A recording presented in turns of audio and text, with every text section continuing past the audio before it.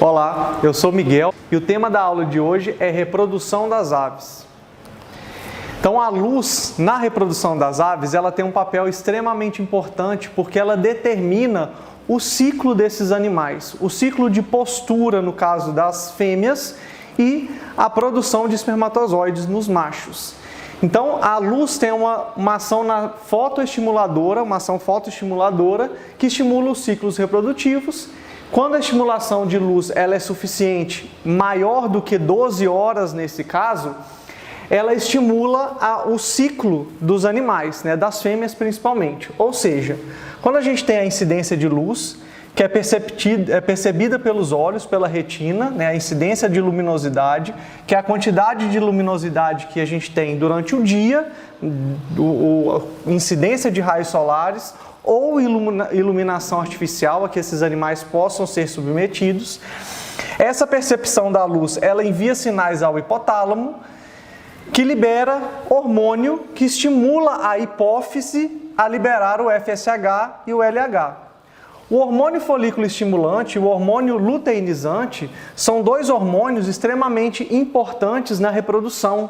Esses dois hormônios, eles proporcionam o crescimento do folículo ovariano, No caso desse folículo ovariano, ele vai se desprender do ovário, vai ocorrer a ovulação, e esse folículo que vai ser liberado com o ovócito no caso, ele vai ser captado pelo infundíbulo do oviduto desses animais, e no oviduto do animal, da fêmea, nessa porção aqui do trato reprodutor da fêmea, vai ocorrer a formação do ovo que a gente conhece, que a gente consome. Então, nesse percurso, ocorre a deposição de substâncias que proporcionam a característica do ovo após a postura dele. Então, para que esse processo todo ocorra, precisa que esse folículo sofra estímulos de hormônios, FSH e LH, que são responsáveis pelo crescimento folicular e ovulação, a liberação desse oócito, desse folículo, para que ocorra a formação do ovo. Já nos machos, a liberação do GnRH, que é o hormônio liberador de gonadotrofina, ele age na hipófise anterior também, assim como nas fêmeas, também estimulando a hipófise a liberar o FSH e o LH, que são hormônios comuns para ambos machos e fêmeas, que estimulam a produção do espermatozoide e liberação desse espermatozoide, que vai fecundar esse ovócito, para que ocorra a fertilização dessa futura prole desses animais. Então aqui tem esse esquema, a estimulação luminosa, que o animal tem a percepção lá no cérebro dele, hipotálamo e hipófise, estimulação com hormônios, assim como eu disse, tanto no ovário da fêmea, quanto no testículo do macho, para que ocorra o estímulo da produção dos gametas, o gameta feminino, o ovócito, e o gameta masculino, o espermatozoide. Então, na anatomia do trato reprodutivo, a maioria das aves, apenas o ovário e oviduto esquerdo desenvolve-se, exceto em falcão e gavião. Ou seja, normalmente nas espécies domésticas, na vaca, na égua, na cadela, na porca, existe o desenvolvimento de dois ovários, Dois ovários, um em cada lado, cornos uterinos, o útero, corpo do útero, cérvix, vagina e vulva. Então, no aparelho reprodutor dos mamíferos, em geral, a gente tem essa disposição, dois ovários, duas tubas uterinas, fazendo essa comunicação ovário e útero. No entanto, essa é a particularidade das aves, em que a maioria das aves apresentam um ovário, um oviduto, que vai ser todo esse canal aqui, até desembocar na cloaca, que é o local onde vai ocorrer a postura do ovo desses animais. O O crescimento dos folículos, né, o ovário de uma ave consiste em folículos em vários estágios de desenvolvimento, que a gente consegue visualizar nessa imagem aqui. A gente tem o ovário da ave e aqui a gente tem vários folículos em estágios diferentes de desenvolvimento, onde a gente percebe que esse folículo ele é maior do que os demais.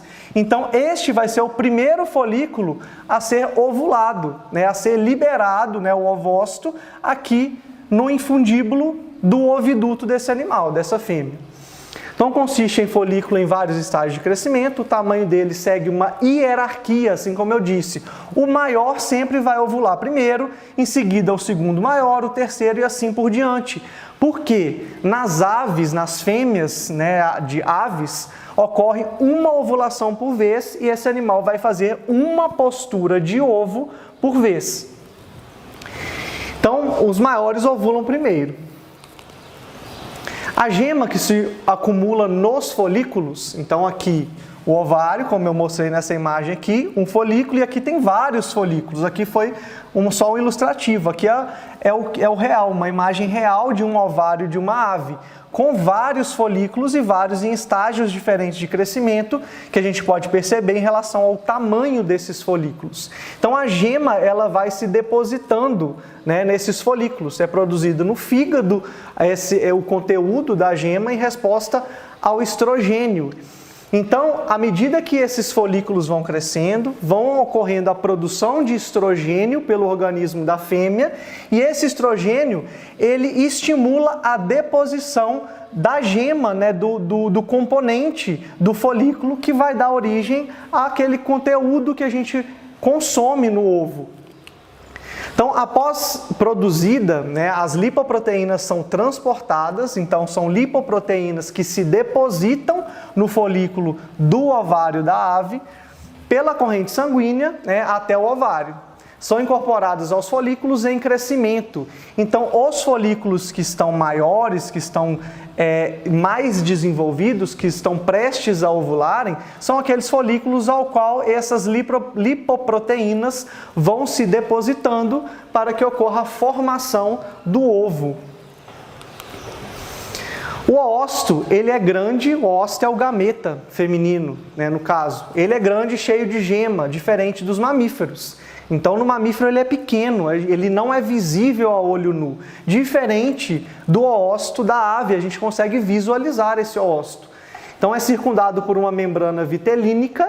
Então, aqui a gente tem as membranas, né, interna e externa, tem a membrana vitelínica, que é a que circunda o oócito. A região do disco germinativo contém um material nuclear. Então, aqui tem o disco germinativo.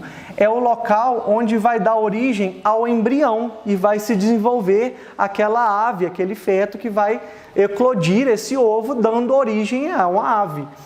Então, é a estrutura opaca, situada na superfície do oócito, então esse seria o oócito. Aqui o disco germinativo ele é bem pequeno, esse pontinho aqui, escuro aqui na gema, ele é superficial, ele fica na parte de fora da gema. Sob a membrana vitelínica. Então, o que circunda esse oócito é a membrana vitelínica.